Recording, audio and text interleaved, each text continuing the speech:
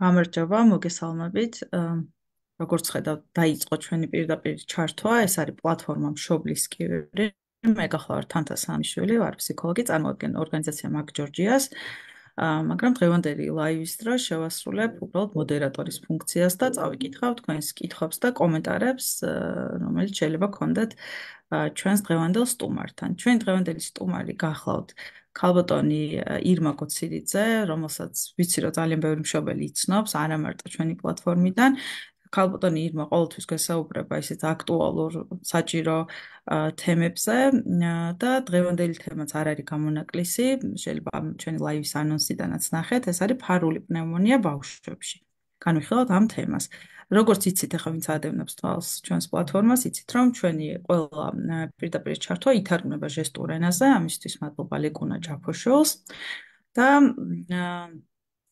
შეგახსენებთ კიდევ ერთხელ, რომ ნებისმიერ დროს, აი ლაივის მიმდინარეობისას შეგიძლიათ მოგწეროთ როგორც პირადი შეტყობინების სახით, ისე პირდაპირ აი ჩართვის ქვემოთ განთავსებულ კომენტარებში თქვენი შეკითხვები და ქალბატონი ირმა ახლა რაც შესაძლებელი იქნება ამ ფორმატის გათვალისწინებით, რომ იპასუხოთ, ნამდვილად არ დაგზარდებათ.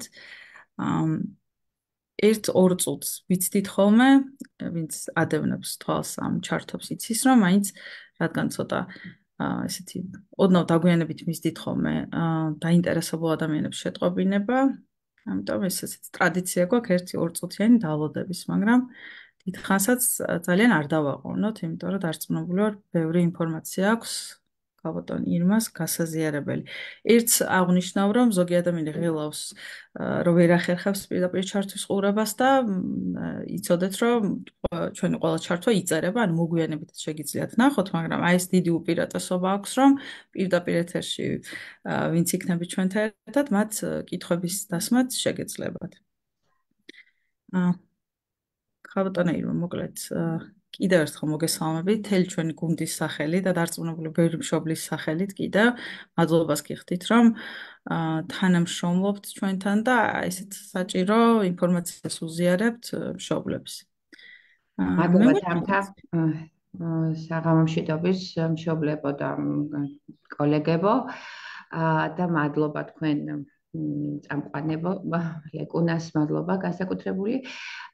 ესე იგი, რომ კიდე ერთხელ მომეცით საშუალება რომ შევხვდე მშობლებს და ცოტა ესეთი შეიძლება გაგიკვირდეთ რომ ამ ცხელამინჩი პაპანაკება სიცხეში საუბრობთ ამ ადროს პნევმონია, ხო, მაგრამ ადროს პნევმონია, მაგრამ მაინც მინდა ხაზი გაუსვა, რომ არსებობს ჩუმად მიმდინარე თამთა პნევმონია, ფარული პნევმონია, როგორც ექიმები უწოდებენ, რომელმაც ამინდია და ასაკი არ იცის სამწუხაროდ და ხშირად აი სწორედ აი გადახურებულ ცხელამინჩი, როდესაც არ გეშინია და რაღაცა თქვათ გარანტირებული ხარ, მაშინ იჩენს ხოლმე სამწუხაროდ თავს და ნება მომეცით კიდე ერთხელ შევეხო ამ თემას და გავიაროთ ის აუცილებელი საკითხები, რაც ყველა მშობელმა უნდა იცოდეს, ხომ?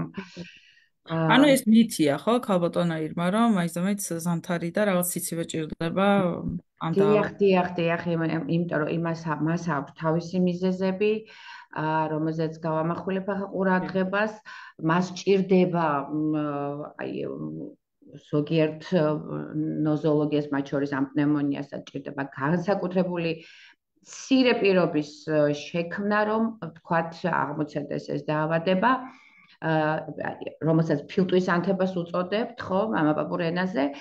ეს არის ქვემო სასუნთქი გზების მწვავე რესპირატორული დაავადება. ეს არის ბრონქი და მერე ფილტვი, ხო, პნევმონია მოიცავს მარტო ფილტვს.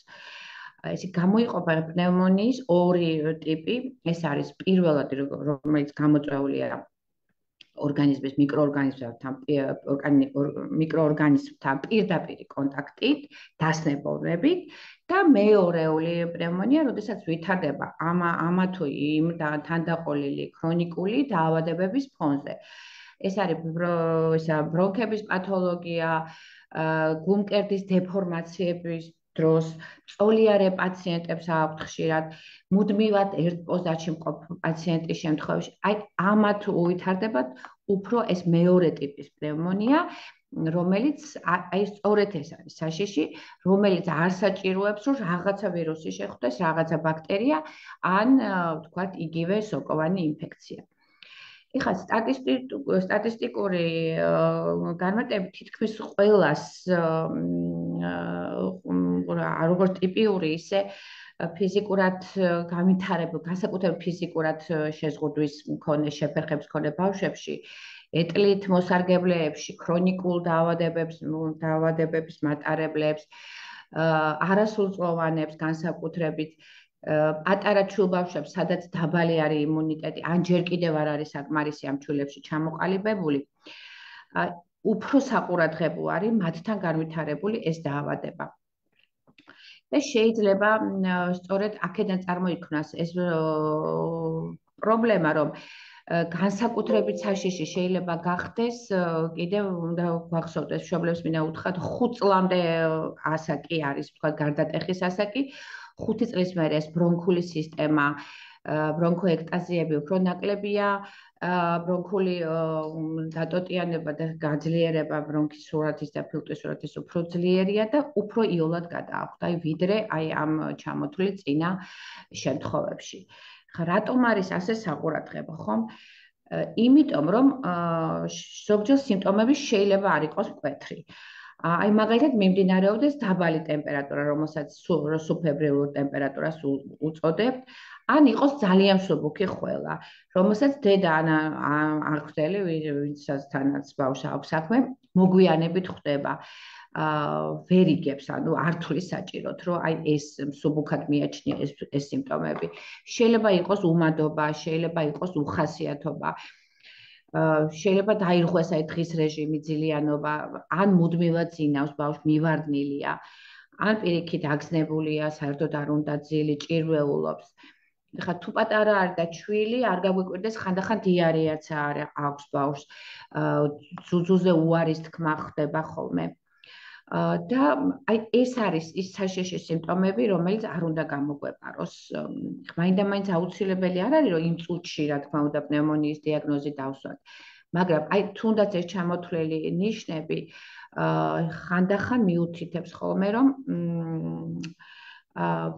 ფილტვის სისუსტეს მიუთითებს და მაინც ძალიან საყურადღებოა, რომ დროულად მიმართოთ ექიპს.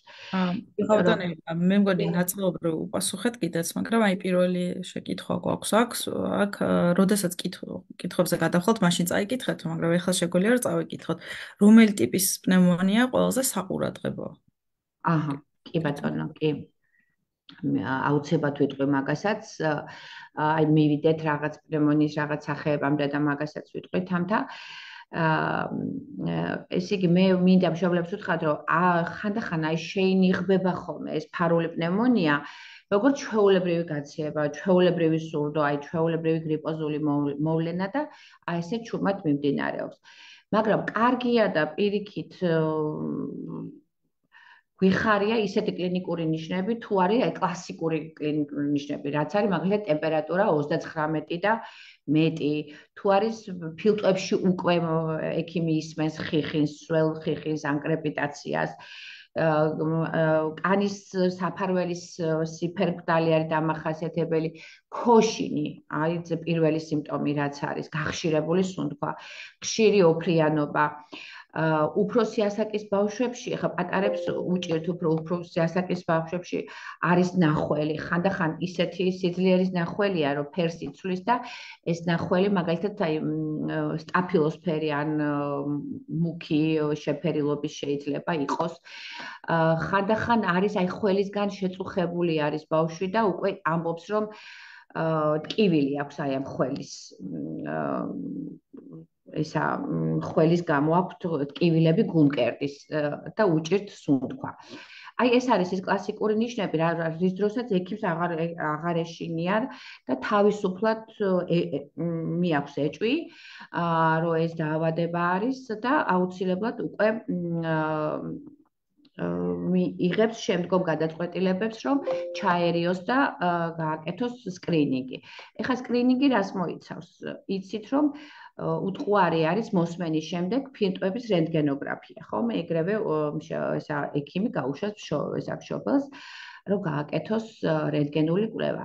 მაგრამ ძალიან უახლოესი მეთოდია, ალბათ ბევრ მშობელს ეცოდინება, რომ უკვე ეხოსკოპიურადაც შეიძლება დაისვას ეს დიაგნოზი და არ არის საჭირო, რომ თქვათ ბავშვი დასხივდეს.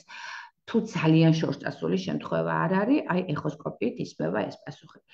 ეხლა ალბათ აინტერესებს მშობლებს, რომ მაინც ძირითადად რომელი წამყვანი არის, რომელი მიკროორგანიზმი, იმიტომ რომ ხანდახან საჭირო არის ხოლმე ნახველის მიკროსკოპია, რომ მოხდეს იდენტიფიცირება, გამოიყოს ესე იგი მიკროორგანიზმი და იმაზე მოხდეს მკურნალობა. ეს არის ვირუსული, ბაქტერიული, სოკოვანი თუ რომელი.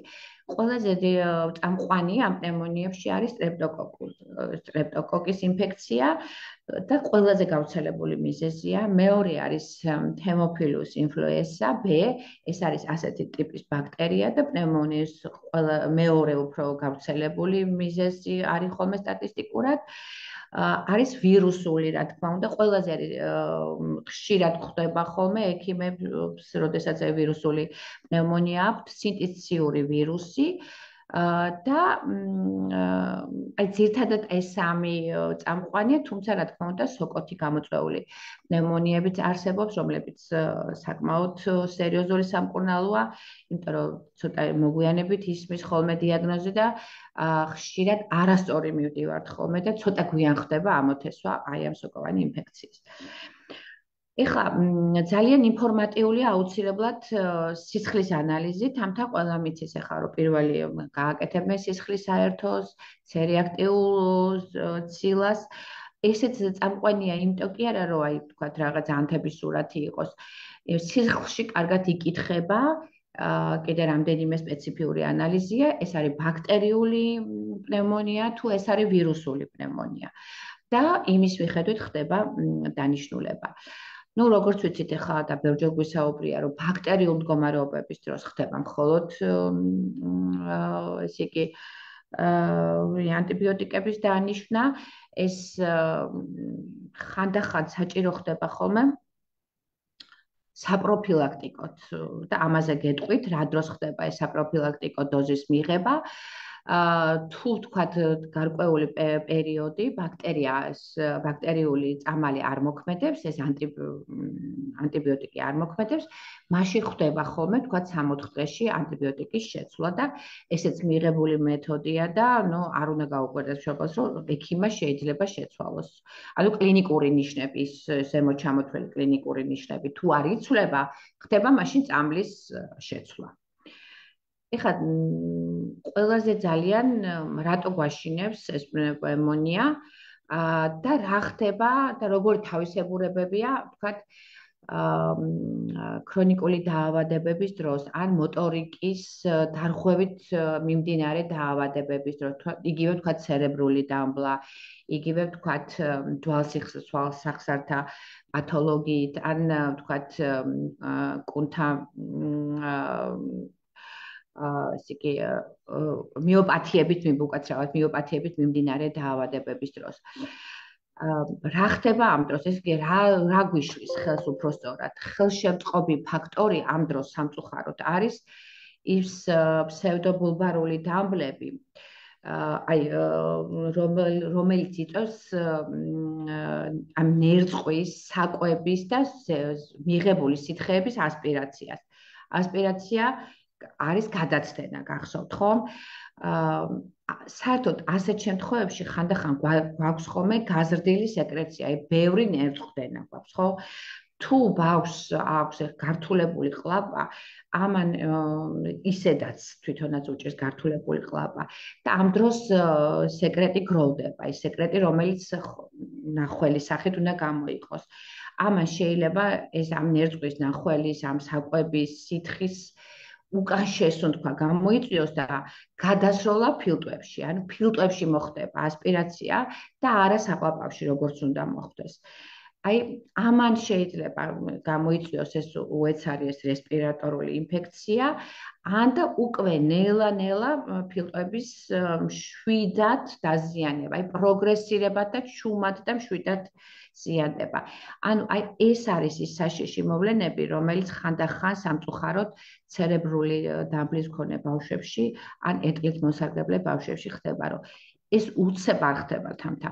ეს შეიძლება თანდათანობით მოხდეს და დაგროვდეს ეს რაღაც ასპირირებული მასა ბრონქებში ან ფილტვებში, რომელიც მე შეიძლება ჩაიპარკოს გარკვეული დრო ან ჩაჩიქდეს ან თქვათ იმისგან უკვე მოხდეს დაზიანება ფილტვის და წავიდეს ანთება.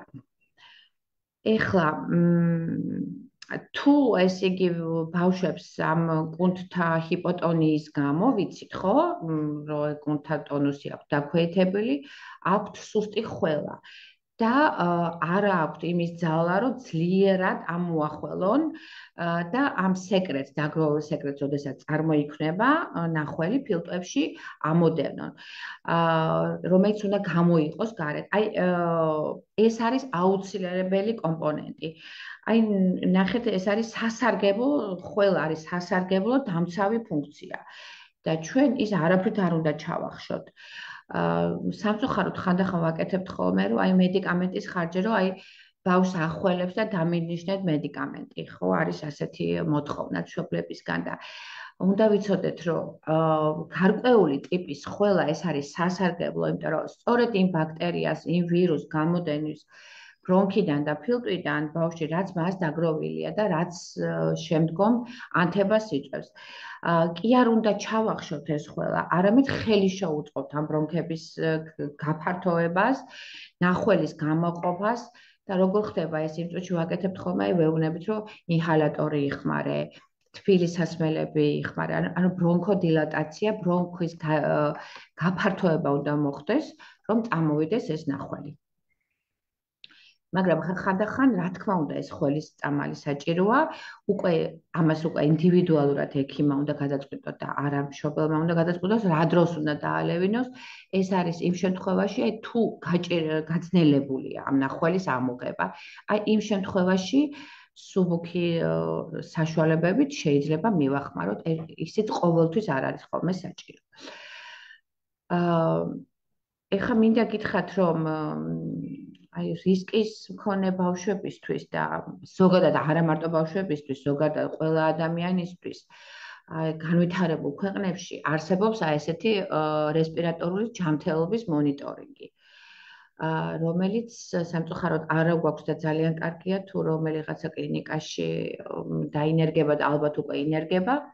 იმიტომ რომ აი ეს რესპირატორული პრობლემა აწუხებ ვთქვათ ცერებრული დამბლით თუ ეტლით მოსარგებლე ბავშვებს, უნდა იყოს ეს რესპირატორული ჯანმრთელობა ფრთხილად და ძალიან რეგულირებულად მონიტორინგი უნდა უტარებდებოდეს. რას ნიშნავს ეს? სუნთქვის შაბლონზე დაკვირვება უნდა მოხდეს. ანუ უნდა მოხდეს ესე იგი ქოშინზე დაკვირვება, სუნთქვის ტიპზე დაკვირდება, მშობელს ესწავლება ეს საფეხურები და როდესაც რამე გასხვავებას ნახულობს, თავიანთი სქემები აქვს, ეს სქემები ივსება, რამდენია პულს უკაცრავად ოქსიმეტრით სატურაციის გაზომა, ესეც ერთ-ერთი კომპონენტია. აი ეს ყველაფერი უნდა კონდეს მშობელს და პერიოდულად მის ექიმს უნდა აცნობს, იმიტომ რომ ნებისმიერ აი ამ ცვლილებების 2-3 დღით შეკავება უკვე წინაპირობა არის ამ ფარული პნევმონიის აღმოცენების. და კიდევ აუცილებლად უნდა იცოდეს ასპირაციის შემთხვევებში როგორ უნდა მოუაროს ბავშვი, იმიტომ რომ ვიცით სამწუხაროდ რომ ეს ასპირაცია შეიძლება ხშირად სავალალოდ დასრულდეს ბავშვისთვის. ამიტომ როგორ უნდა მოხდეს გამოღება, ვთქვათ, ამ ასპირირებული მასის, ხომ? ეხლა კიდე რაღაც ნამდვილად კარგი იქნებოდა ამ პროგრამის დანერგვა, ხო? ჩვენ ქვეყანაში. ძალიან კარგი არის დიახ ამ პროგრამის დანერგვა და მაინც ცირთულებთან არ უნდა იყოს ხო რეალურ დაკავშირებით. არის არა, რეალურად რეალურად არაფერი სწავლებას, ისეთი არ ხო? არის. ეს არის დიახ, ის რაღაცა შაბლონი, რომელიც უნდა გქონდეთ მშობლებს, უნდა იცოდეთ მისი შევსება და როგორ უნდა მიუდგეს და როგორ უნდა მოხდეს აი ამისი დათვლა. რეგულარული კი კონტაქტი. ბატონო, კი არ არის მე ვფიქრობ და ერთ-ერთ კლინიკას ზუსტად არ მაქვს ახლა ინფორმაცია, მაგრამ მე მგონი უკვე დაწყებული აქვს და არ გადავასწრებ მოვლენებს და არ ვიტყვი. ალბათ ამას უკვე პატარა ბუკლეტის სახიდაც გამოსცემენ. ეხლა ყველაზე ცუდი კიდე რაც არის ხოლმე და რაც უკან დაგვწევს ხოლმე, როდესაც განვითარების შეფერხებები გვაქვს, რომ პნევმონია შეუძლია გამოიწვევს ეს კოგნიტური შეფერხება. აი სამწუხაროდ არსებული ნასწავლის დავიწყება ხდება ხოლმე ან გონებრივი შესაძლებლობების მყისიერი ცვლილება და იმ მშობელი მოგმართოს რომ რაღაცა აი სტაგნაცია მაქვს, რაღაცა რაც წინ გავაკეთეთ უკან დავიწიეთ და დაგვწია და სამწუხაროდ ეს არის, იმიტომ რომ ეს ოქსიგენაცია არა მარტო ფილტვში, კლინიკურ ქსოვილშიც იცვლება და ქვეითდება და ნუ ეს რეალურად მასი არის ხოლმე. მინდა მშობლებს უთხრათ, რომ აი არ არის მუდმივად კარგი, რომ ბავშვები მუდმივად აი უწევთ ლოგიში. ეს აუარესებს მშობლებო ფილტვის ვენტილაციას, იმიტომ რომ ჯობია რომ ბავშვი იყოს უფრო აქტიური და ფეხზე გადაიტანოს ეს ყველაფერი და ავარჯიშოს ფილტვები.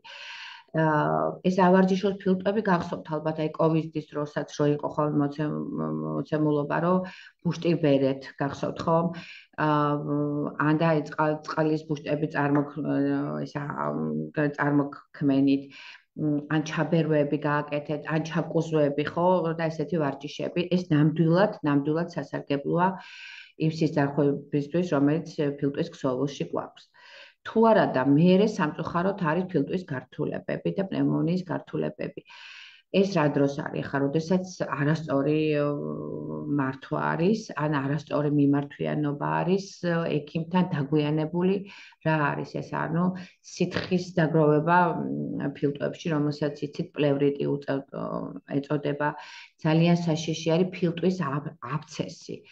ჩირქის სასუნთქის სისტემაში ჩირქის სტაგნაცია, ანუ დაგროვება, ჩაპარკება, ნუ ეს უკვე სამწუხაროდ არასასურველი ამბავია ძალიან და სეფსისი, ეს არის იცით სისხლის მოწავლა, ხშირად არის ხოლმე რომ არა მარტო ფილტვი ზიანდება პნევმონიის დროს, გულის კუნთის ანთებაც გადადის ხოლმე, გულის კუნთზე შეიძლება ანემიაც გამოიწვიოს. ანუ მრავალ ორგანოს ჩაითრევს გართულებული პნევმონია. ხა რა პროფილაქტიკა უნდა ჩავატაროთ, როგორი ჩარევები, როგორი მკურნალობა, ეხა 2-20 სიტყვას ამაზეც გეტყვით. ძალიან მინდა რომ ეს ვთქვათ ის დასავლეთის მეთოდიკები რაც არის განვითარების შეფერხებულ ბავშვებთან მიმართებაში, რომ ჩვენ კლინიკებმაც გადმოიღონ და გააკეთონ ეს ყველაფერი და მე ვფიქრობ ამაზეც პროგრესი გვექნება. რაზე მაქვს ახლა საუბარი გეტყვით, რა სტრატეგიები უნდა გავაკეთოთ, ეს პირველი არის ოქსიგენოთერაპია, ანუ ჟანგბადის მიწოდება, დამატებითი ჟანგბადის მიწოდება. ამ შემთხვევაში და მე ვიცი ოჯახები, რომელთაც აქვთ ეგრეთ წოდებული ჟანგბადის ბალონები, რომელთაც მიეხმარებიან ბავშვებს, როდესაც აი პერიოდულად სუნთქვის გაძნელება აქვს, ან კუნთის სისუსტე აქვს და ფილტვის ექსკურსია, ანუ ეს ფილტვის სუნთქვა არის, ფილტვის ცუდი ფუნქცია არის დროებითი. აი, თავდაპირველად ჩვენ ახლა ვაპარაკობთ პრევენციაზე, პროფილაქტიკაზე, ხო? პროფილაქტიკაც არის და დახმარებაც, იცით? აი, ინტერვენციაც არის, ხო? იმიტომ რომ ორივეა, ოქსიგენაცია არის ორივე. აუცილებელი არის, რა თქმა უნდა, როდესაც უკვე დასმული დიაგნოზია და წინ აი ეს თუ მშობელი უკვე დატრენინგებულია და იცის, რომ მისი შვილის სუნთქვის პარამეტრები იცვლება თან. უკვე დიახ, აი ამ სასუნთქ საშუალებებს ხმარობს. ეს არის ინჰალატორები, რომელიც ბევრს აქვს სახში, ხო? ნებულაიზერები, არის სპეციალური სპირომეტრები, ეს სპირომეტრები ხა ყველას არ აქვს სახში, მაგრამ ზოგიერთს ვიცი რომ აქვს. ეს არის სუნთქვის გზის სასუნთქი გზების ჟანგბადის მიწოდებაში და რომ სუნთქვა გაადვილდეს. დიდი მნიშვნელობა აქვს, აუცილებელია აი ეს მინდა ძალიან რომ დაინერგოს, არსებობს ესეთი თამთა რესპირატორული ჟილეტები. ბავშვს აცმევ და მაღალი სიხშირის ვიბრაციას აკეთებს, ვიბრომასაჟს. და ძალიან გვიმცირდება უცხოეთში ესეთი სტატისტიკაა, რომ რესპირატორული გზით ჰოსპიტალიზაცია შემცირებულია, იმიტომ რომ როგორც კი რაღაცა ზემოსასუნთქი გზები, ჯერ კიდე ზემოსასუნთქი გზების ავადობები იწყება, აი ბავშვებს აცმევენ ამ რესპირატორულ ჟილეტებს და ამცირებს ეს პნევმონიის წარმოიდგინეთ რისკებს და შემთხვევებსაც. აქ ერთ-ერთი მსმენელი გვაკითხება, რომ პროფილაქტიკის გზები რა არისო და ხომ არ გავმიჯნოთ რაღაც ჯერ კი ბატონო, კი ბატონო. ხო, ეხა აი მაგალითად პროფილაქტიკა არის, რომ როდესაც უკვე ზემოსასუნთქი გზების დაავადება, ვთქვათ, ჩვეულებრივი გაციება, რომელიც ვირუსულია, როგორც წესი, ახლა გაციებას აღარ უძახით, ან ვირუსული ინფექცია, ან გრიპოზული ინფექცია. აი ეს მაგალითად უკვე ჟანგბადის ხმარება, როგორც გითხარით, ოქსიგენოთერაპია უკვე პროფილაქტიკის გზა არის. ძალიან დიდი მნიშვნელობა აქვს სწორ კვებით მიდგომას. ამ დროს საჭირო არის, იცით ახლა, როდესაც ავად არის ბავშვი, კი არა ჩვენც რო ავადა ვართ, მადა როგორ გვიქვეითდება, ხომ? აი ასეთ შემთხვევაში, როდესაც მძიმე მდგომარეობა გვაქვს და სადღაც გულის სიღრმეში შეიძლება ველოდებოდეთ პნევმონიის განვითარებას, აუცილებელი არის საკვები დანამატები. აუცილებლად მეგობრებო, საკვები კოქტეილები, რომელსაც ბავშვი უფრო მალე და იოლად გადაყვაპავს. თუ კი შეუძლია და ჩვეულებრივად აქვს ხედვის ფუნქცია კარგად, აუცილებელია ცხიმიანი თევზი, ნივრის და კურკუმის მოხმარება. ეს კურკუმა ძალიან შემოვიდა როგორც ანტიოქსიდანტი და ანტიანთებითი საშუალება. ძალიან კარგია ამ დროს თხილეული, იმიტომ რომ ზეთით არის ცხიმით მდიდარი. კენკრა ძალიან სასარგებლოა, ანტიოქსიდანტია ესეც. ქათმის ბულიონი არ გაგიკვირდეთ და ქათმის ფრთის ნახარშიც კი, იმიტომ რომ რაღაცა ხრტილოვან ნივთიერება შეიცავს და ესეც ძალიან სასარგებლოა, როდესაც ვთქვათ საპროფილაქტიკო და კვებით დანამატებზე საუბრობთ ხოლმე. ეხლა ძალიან კარგი არის, ვთქვათ, შემოღებულია და როგორც საპროფილაქტიკო და ასევე სამკურნალოდ მეთოდიკად მიიჩნევა სპეციალური თერაპია, თამთა, რომელიც ასწავლის ბავშვს ან თერაპევტი, რომელსაც ხანდახან დედაც ითვისებს ხოლმე, როგორ უნდა მოთავსდეს, რა თქმა უნდა, ოკუპაციური თერაპევტი გააკეთებს ამას, ეტლში ან საწოლში უფრო პრაქტიკულად როგორ უნდა დაჯდეს და არ დაწვეს და რომ ადვილად ისუნთქოს. აუცილებელი ამ დროს ვასწავლოთ სასარგებლო ვარჯიშები, მკვეთრი მასაჟები, აი ვიბრომასაჟი. აი ეს იმ პროგრამის ნაწილია, ამ რესპირატორული დიახ, აი იმ პროგრამის ნაწილია, მკვეთრი მასაჟები შეიძლება გავაკეთოთ, ადრე ასე ვაკეთებდით ხოლმე. პნევმონიით დაავადებულ ბავშვებს აი პირდაპირ შეიძლებოდა მუხლზე გადაგვეწვინა და მასაჟი გაგვეკეთებინა ქვემოდან წელიდან ესე იგი ბეჭამდე უკეთებდით ხოლმე. ისეთ გამოდევნით თითქოს აი ნახვალს ვდევნიდით, რომ სისხლის სისხლძღვებში სისხლის ამოძრავება გავაკეთოთ მექანიკურად და გადავიშროლოთ ეს სისხლი ფილტვისგან. რომ ფილტვმა შეძლოს გამოდევნა ამ ნახველის და არ მოხდეს შეგუბება ერთ ადგილზე. ძალიან კარგია ეს პოზიციონერებას უწოდებთ ამ ესე იგი რაღაცა სწორი ჯდომა და განსაკუთრებით იმ პაციენტებში, რომელსაც აქვთ კიფოსკლეროზი, ხო, ესე იგი ვთქვათ, გადახრეთი მდებარეობა ეტლში და არასწორი პოზიცია აქვთ, კუნთების დაბალი ტონუსი და ამის გამო ესე იგი გულმკერდის მობილობის ტონუსის დაქვეითება და ვერ აკეთებენ ხშირად ესეთი სასარგებლო მოძრაობებს. ეს ექსკურსია, ანუ ფილტვის შეჭმუხნა ხდება ამ დროს, როდესაც სკოლიოზია და ვთქვათ, რენტგენოლოგიად კიდე ჩანს, რომ ერთი ფილტვი, როგორც არის ანატომიურად, ისეთი ზომის არის და ამ კიფოსკლეროზის გამო მეორე ფილტვი არის შეჭმუხნული და ისედაც ვერ ხდება მისგან ნახველის გამოდევნა. აი ესეთ შემთხვევებში აი რაღაცა პოზას ურჩევთ ხოლმე, ან სპეციალური დამცავი უკვე სკოლიოზის ჟილეტები დაცვიათ ხოლმე. ეს პნევმონიასთან არ არის დაკავშირებული, მაგრამ საპროფილაქტიკო არის აი ეს სპეციალური ამ ჟილეტის ჩაცმა.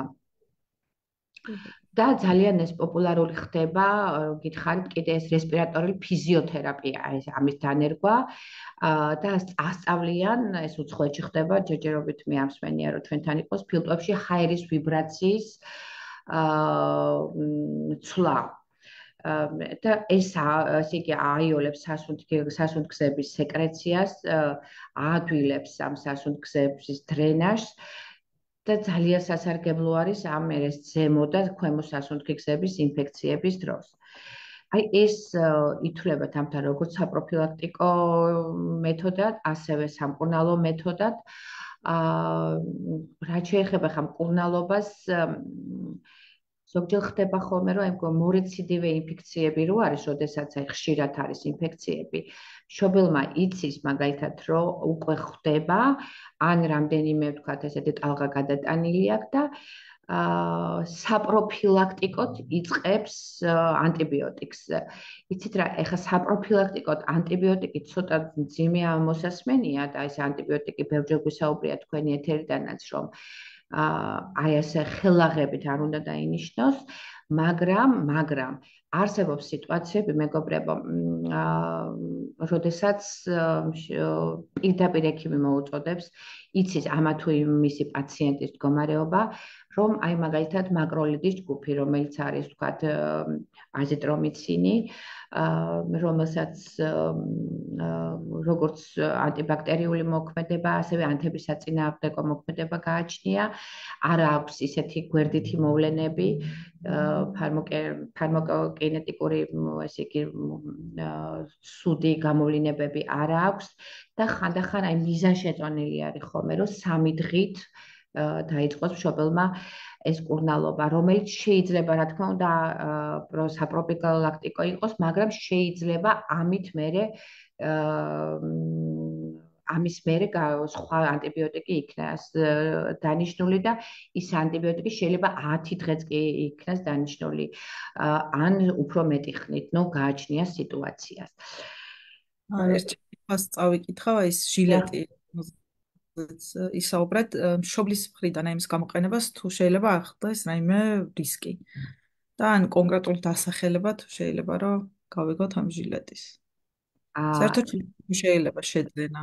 დიახ, შეძენა არის, გამოყენებული რისკი არაფერი არ არის, იმიტომ რომ იცით როგორ არის, აი როგორც დაახლოებით მერე თქვენ იმაში ესე იგი ლექციის ბოლოს ჩავაგდებ ამ ლინკს და ტიპაჟი როგორი არის, იცით როგორც აი ესეთი გასაბერი ლეიბები, რომელიც მოძრაობს, ხო იცით?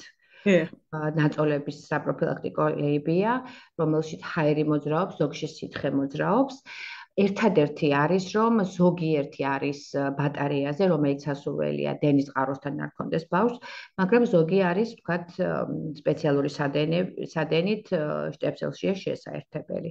რა თქმა უნდა, ის ვარიანტია უფრო კარგი, რომელიც ბატარეები იცვლება, იმიტომ რომ მაინც ბავშვთან გვაქვს საქმე და არ შეიძლება ეხლა რომ დენის წყაროსთან იყოს, თუმცა დიდ მოზარდებში უფრო, ესე იგი, ის უფრო ძლიერია და ის უფრო გამოიყენება.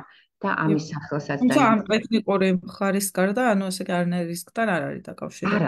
არ არის და უბრალოდ აი დიდი ტალღებით, ეს ტალღებით პირდაპირ აი ესეთი უტყავს ფილტვის ქსოვილს. იგივე მასაჟს აკეთებს, რაც მე წეღან აი მოგახსენეთ ხელით, რომ შეიძლება გავაკეთოთ.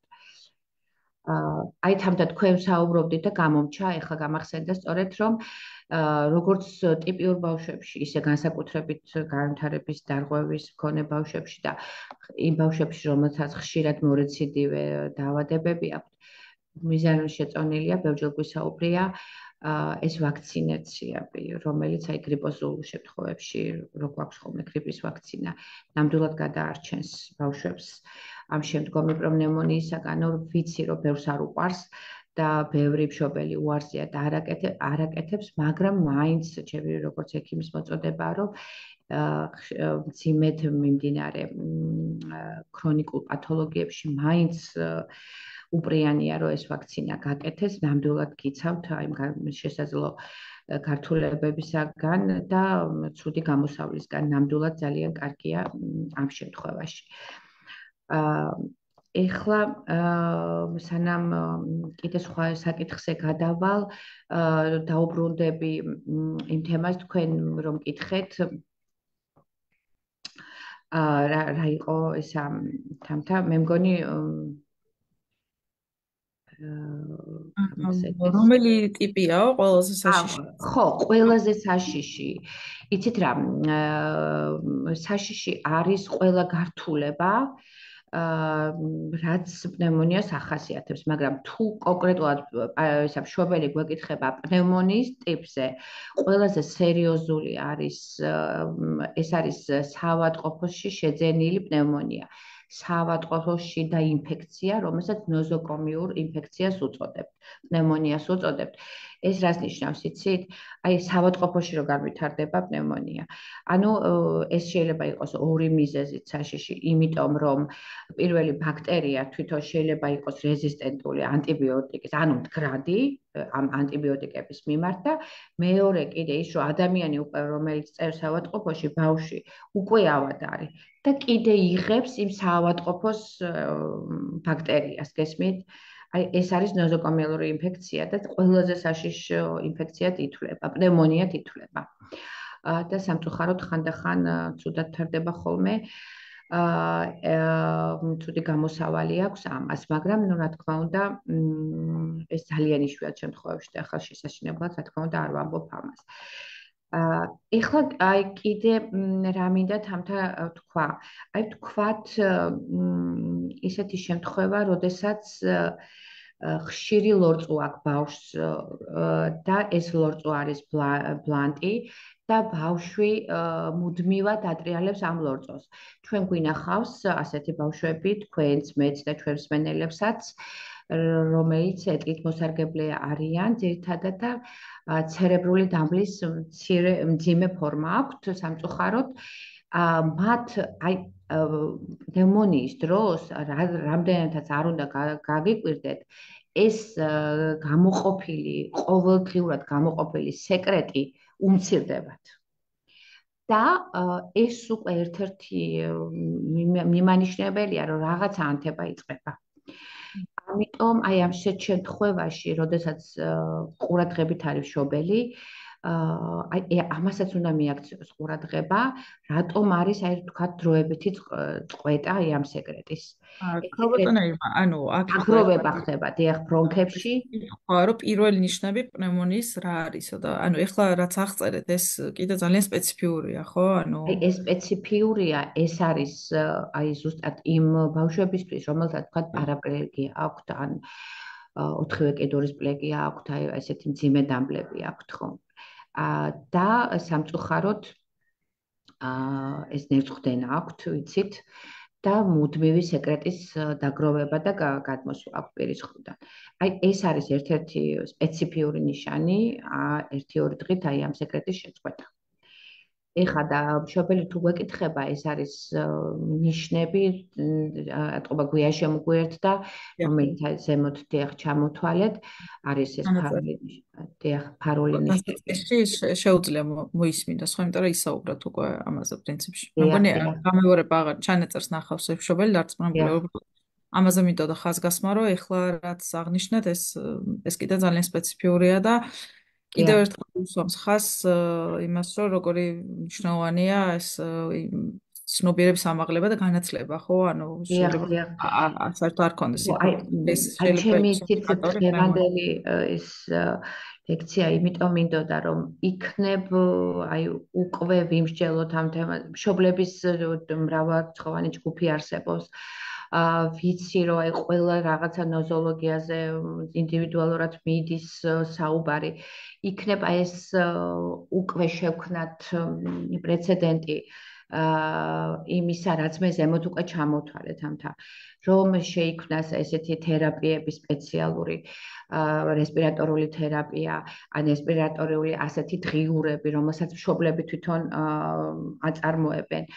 აა ეს იგი რომ არ მოხდეს ასპირაცია, ეს განმეორებითი ასპირაციები, ხშირ დაგროვებები ამ ეს იგი ლორწოსი ან გადაცდენილი მასისა. არსებობს ასეთი ძალიან სამედიცინო ტერმინია დაქვეითებული კლირენსი. ეს კლირენსი მოიცავს ძალიან სპეციფიური, ეხლა ამას არ გავშლი წმინდა სამედიცინო ასპექტი, კლირენსის შევსება უკვე ექიმს ევალება. მაგრამ იქ არის რაღაცა მონაცემები, რომელსაც აი ამ დღიური სახით, თქვათ, მიეწოდება უნდა მშობელს. მიაწოდოს.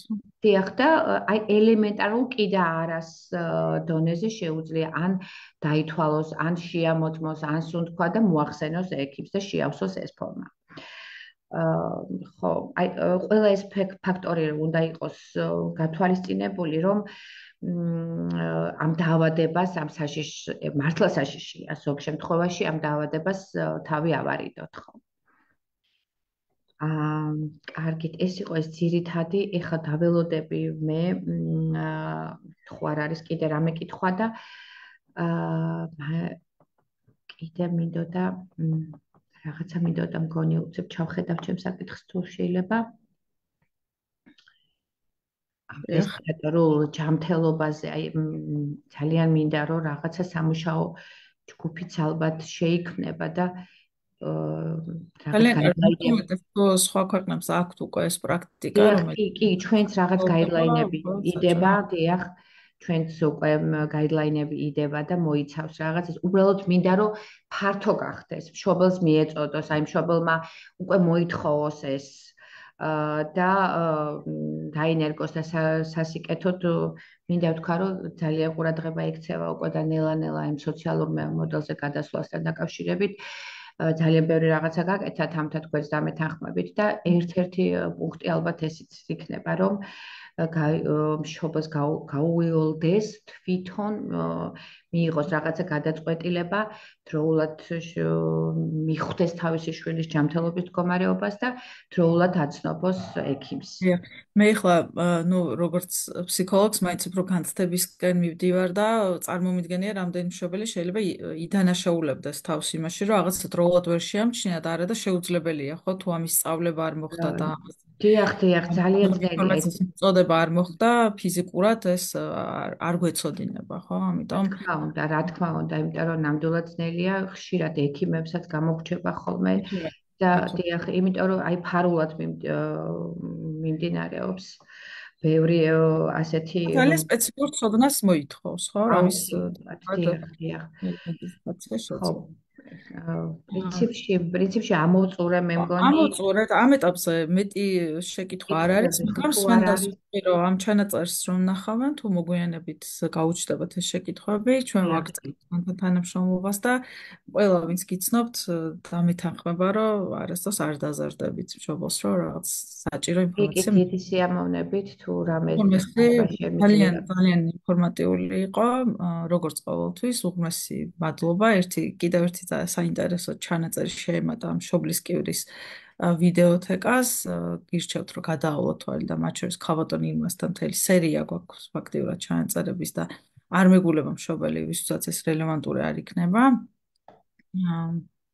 მადლობა ლიკუნა რომელსაც უზრუნველყო თარგმანი ჟესტურ ენაზე დაგემშვიდობებით მშვიდობიან საღამოს გისურვებთ დიდი მადლობა ყველას